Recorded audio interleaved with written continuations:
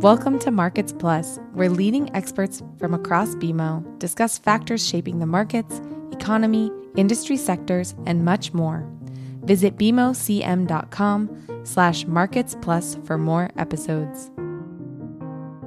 What's the outlook for interest rates over the next 12 months? Honestly, that might be the question I get asked more than any other from our commercial clients. Welcome to Markets Plus from BMO Capital Markets.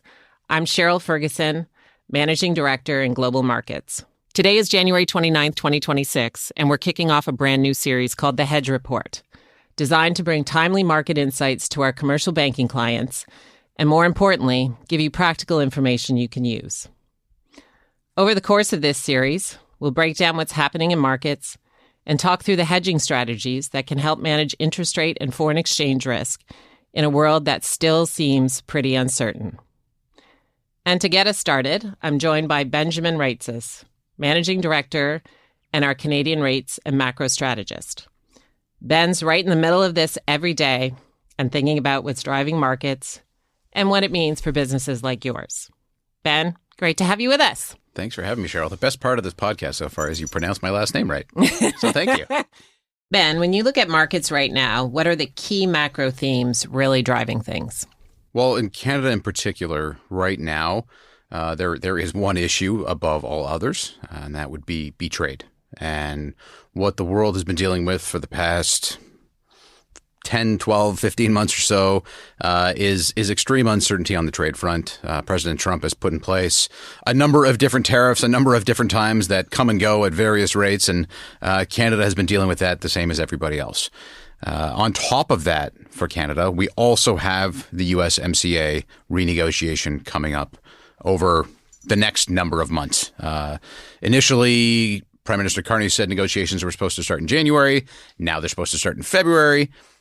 We'll see when they actually start, but this is something that is hanging over Canada, an extreme source of uncertainty for a number of businesses. And that dynamic is what is, from a Canadian perspective, most important at the moment. And I'll add, from where I sit with clients and chatting with them on a daily basis, uncertainty kind of rings true. And as you said, it probably, a lot of it started last April for Canada going forward. Would you say a lot of that is based on, the uncertainty around trade, or are there other macro factors? Yeah, it's not just trade right now.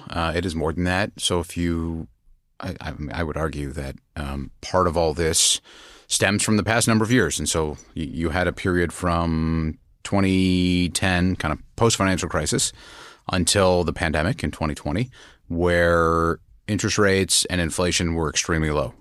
So you have a decade of seemingly no inflation and extraordinarily low rates, which is great for borrowers. The economic environment wasn't amazing, but it was good enough that confidence was generally trending higher post-financial crisis, with a few bumps along the way.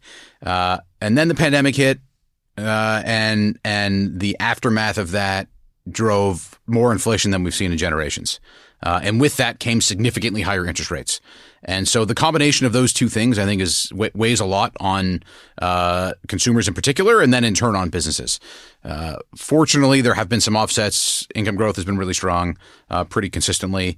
And so that's kind of enabled the doom and gloom around the mortgage market in Canada has been nothing but untrue, quite frankly. There is stress there. There are headwinds generally, but consumers have held in pretty well. And so a lot of this does come back to that uncertainty. You have these headlines come out, and there is stress in a way that maybe people aren't quite accustomed to. And that certainly doesn't help. The one thing I still should bring it back to from a confidence, from a sentiment perspective, is still inflation. People don't like higher prices. Unfortunately, even though inflation has come down and slowed, prices never actually come back down. Right. And so until people get used to those higher prices, they're not going to be happy. I don't like going to the grocery store and seeing avocados cost $4. I like avocados. That annoys me. I remember when they were $1. When your grocery bills have gone sky high over the past couple of years, it's hard to feel comfortable about, the outlook of the economy kind of going forward. Putting the trade aside, let's talk about the fundamentals of the Canadian economy: GDP, employment, We've talked about inflation. Is there underlying strength there that could pull us up a little bit from where we are right now? Underlying strength. That's a interesting question. It's positive. Yeah, it's hard to see any material positive momentum at the moment. Things have kind of bobbed up and down from a GDP perspective in particular, because trade does go into that metric. And so it does move the needle pretty substantially up and down. What we've seen, I think probably the most important thing that's happened over the past year or so in Canada is how resilient the economy has been through all this. And growth, as even though the second quarter was negative, we got a big rebound in the third quarter. The fourth quarter is probably going to be on the soft side, but what we've seen is consumers are just hanging in there, and we haven't really seen any of the big time weakness that I think everybody was pretty much predicting around Liberation Day. When that all was happening, the view around Canada was super negative. Markets were extraordinarily negative on the outlook, and that really hasn't come to fruition at all. Hasn't resonated. No. So I think that's a positive. It doesn't mean there aren't still downside risks. The Bank of Canada's rate cuts have definitely helped. They put a little bit more money in people's pockets, saving on mortgage rates or whatever rates they pay. But it's a challenging backdrop at the moment, and as much as I'd love to be positive, I don't see a reason to be super positive until this trade issue is put to bed. So speaking of, we had the Federal Reserve and the Bank of Canada this week.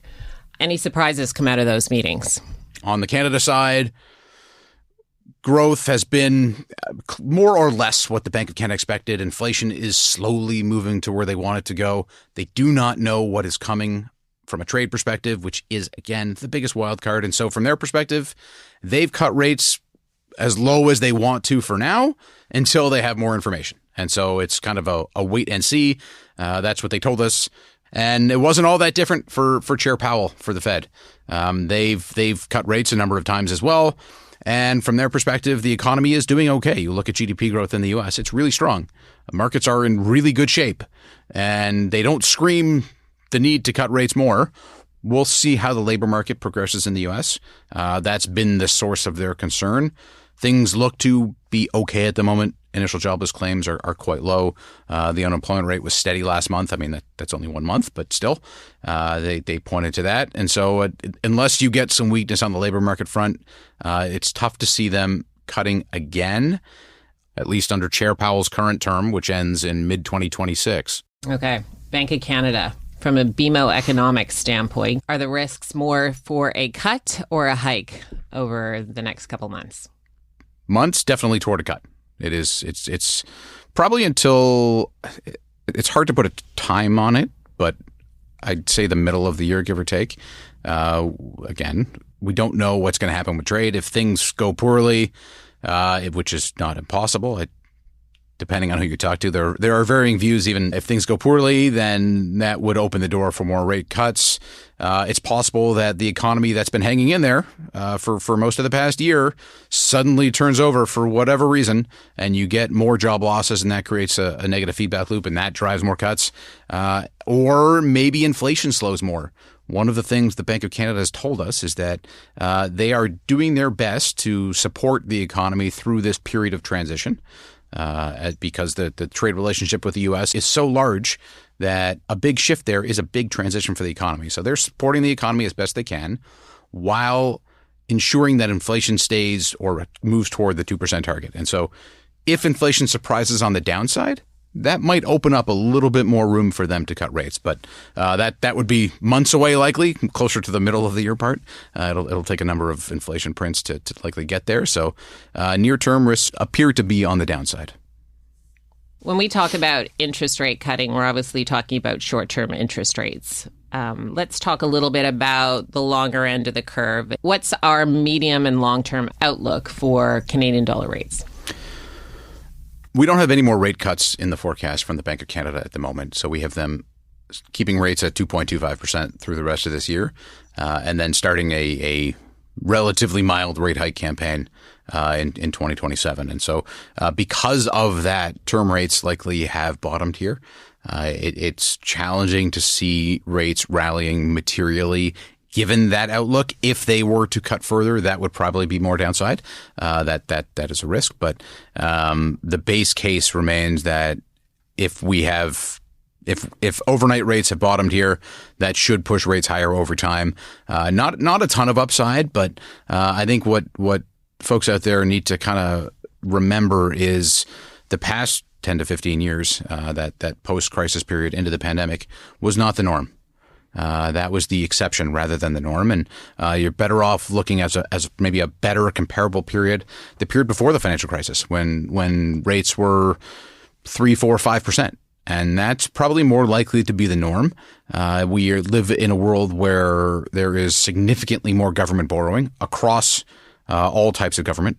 And that means that they probably need to pay a little bit more money. There's a little less scarcity premium, especially on the Canada side, which had existed and kept the Canadian yield curve flatter than it otherwise should be. So we don't have rates backing up significantly, but they do trend modestly higher over time.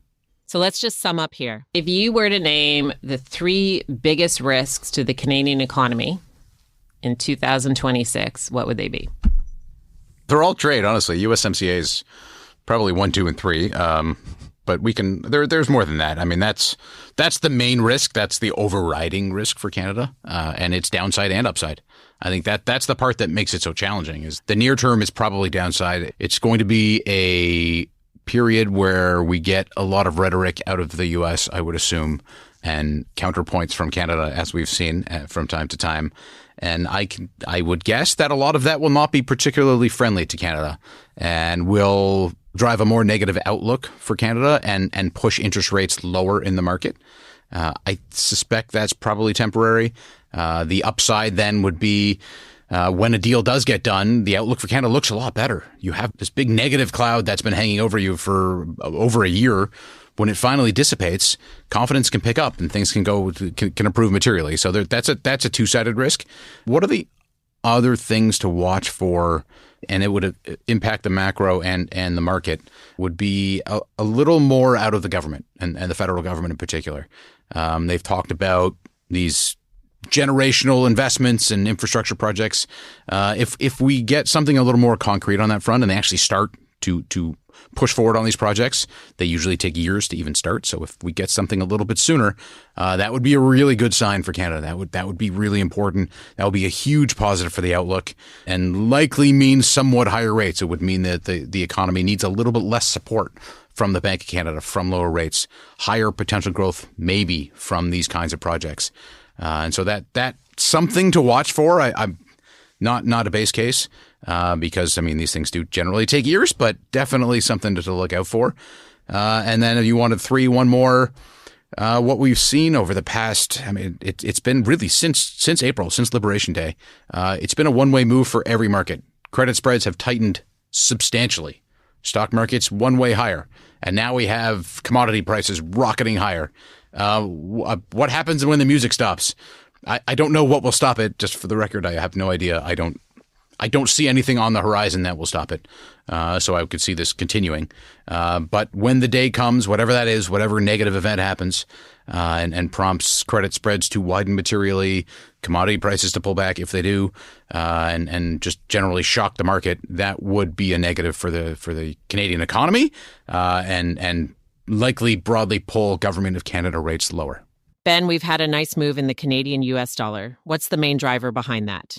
So a stronger Canadian dollar is what I've been looking for. Now it's strengthening. It's taken a while.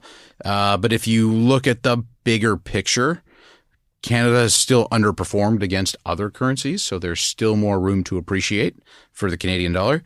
And unless you think U.S. behavior is going to change to make them friendlier from a global perspective, which does not seem likely at the moment, I think it's more of a push toward increasing diversification. As every incremental dollar comes in for the global investors that really move markets, they are less likely to put all or as much of that money into U.S. dollar assets and U.S. dollars in particular. And so Canada is a country that can benefit from that. We are a really small share of global assets and global portfolios. So even if an extra penny of every dollar comes into Canada, that's a huge sum of money for us and would be a really big market mover. And then on top of that, commodity prices moving the way they have, really helping our terms of trade. Oil's up a lot today. Gold's gone to the moon. Other commodities as well. Those are all positives for Canada. Those all help the Canadian dollar. They all help our terms of trade. And so I over the next kind of 1 to 2 years, certainly continued Canadian dollar strength. There will be periods of volatility driven by the headlines that come out of the U.S. around USMCA. That is still an issue. That's why we've lagged. When that's gone, I think the dollar really does move in a hurry. But for now, there's still some reason to be somewhat cautious. Cheryl, since it's been mostly me talking, I now have a question for you. Let's talk solutions. For clients looking to hedge effectively in this environment, what tools or approaches are you highlighting at the moment? Great question, Ben. We're having a lot of client conversations, and the concern that a lot of clients have today is locking in rates and then missing out if markets move. And that's part of the reason why I asked for your medium to long-term forecast on term interest rates. The hesitation's very real, and it's a big part of the conversations we're having. What's interesting right now is that long-term interest rates, 3, 5, even 10 years, have moved higher over the past couple months, while short-term interest rates have remained low. The yield curve's getting steeper, and naturally that leads to the question, why hedge now? A lot of clients try to build hedges based on where they think interest rates or foreign exchange are headed. But in reality, the most effective hedging decisions happen when CFOs and risk managers accept one simple truth. Can you guess? Stick to their business. True. And markets are unpredictable. Well. At its core, I guess the goal of hedging is, whether it's fixing an interest rate or using an FX forward, it's really to kind of balance the protection with the cost. And timing the market, I think, is an art, not a science, in my opinion. Cheryl, you mentioned that markets are unpredictable. That's clearly the case. If I could predict the market with real accuracy, I would not be sitting here. I'd have an island of my own. It would be sunny rather than minus 15 outside. But given that that's the case, how should businesses structure themselves, or what can they do to ensure that they don't get caught up in that market volatility? Yeah, it's human nature to want the lowest cost. I think one approach that we've seen that's worked really well for many clients is putting a formal hedge policy in place. You're removing that market volatility. You're removing that trying to figure out or speculate on where interest rate or foreign exchange rates are going. And a hedge policy can be something like, we're going to hedge X% of our total debt or foreign exchange exposure at all times, be that 50%, 100%. It's something that the company, it's part of the knitting, and they don't have to particularly look at how markets are moving. So then the biggest issue, I think, for most companies is the cost of that, the cost of implementing that policy. What tips can you give on how to keep hedging costs down to mitigate those a little bit? That is exactly the point of this whole series, I think, is partially to get a macro overview as well as to talk about hedging and some of the option strategies that we're showing clients today. Options are a tool we use in both interest rates and foreign exchange to help lower hedging costs and build flexibility. It's not for everyone, but it is another option that we have in our proverbial toolkit that we can help clients if they think the general level of interest rates or foreign exchange is high here and they want to add in some optionality in order to buy down those costs. Hedge policy is not complicated, but it removes the pressure on the CFO to time the market, and it helps the organization agree on how much financial risk they're comfortable taking. Options are something we'll dig in more deeply over the course of this series, but it's an important lever for clients to be aware of. Ben, before we wrap up today, let me ask you this. As we head into the next quarter, what's one key risk or opportunity you think clients should really keep an eye on? So I think the main opportunity that's coming up, and this is, I tell our institutional investor clients as well, same thing as the rhetoric heats up around USMCA and you get those negative headlines on Canada and we see market rates fall, I think that's an opportunity to get your hedges in. That's an opportunity. And in my world, it would be to sell rates to pay. But and for the corporate client, it would be to lock in those terms, lock in those lower rates, because we are living in a world that is nothing like the past 10, 15 years. If, in fact, the Bank of Canada is done cutting at these levels and the bottom for rates is in, there's probably a lot more upside than where we currently are at the moment. So that's it for today's episode of the Hedge Report on Markets Plus. Ben, thank you for your insight. And to our listeners, we hope this helps you navigate the uncertainty around interest rates and foreign exchange and helps you make more informed decisions for your business. If you'd like to continue the conversation, you can find me on Bloomberg or reach out by email at cheryl.ferguson@bmo.com. Your feedback is always welcome. Be sure to join us for upcoming episodes where we'll dig deeper into the current market environment and take a closer look at specific hedging and option strategies. Until next time, thanks for listening. Have a great day. Thanks for listening. You can follow this podcast on Apple Podcasts, Spotify, or your favorite podcast app. For more episodes, visit bmocm.com/marketsplus. The views expressed here are those of the participants and may not necessarily represent those of BMO Capital Markets, its affiliates, or subsidiaries. For BMO disclosures, please visit bmocm.com/podcast/disclaimer.